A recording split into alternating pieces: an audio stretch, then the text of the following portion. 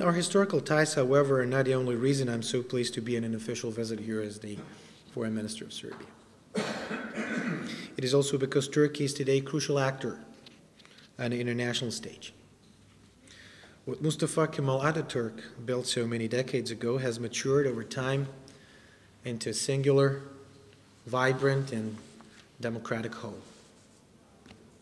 Where there is activity, there is fertility. So says an old Turkish proverb. And while this geography has served as the cradle and grave of countless civilizations, producing over time a unique marvel of diversity, the Turkish nation has remained. For many hundreds of years, you have watered its bountiful soil, built epic monuments over its land, and transformed it into a dynamic country that is both admired and, unfortunately, sometimes misunderstood.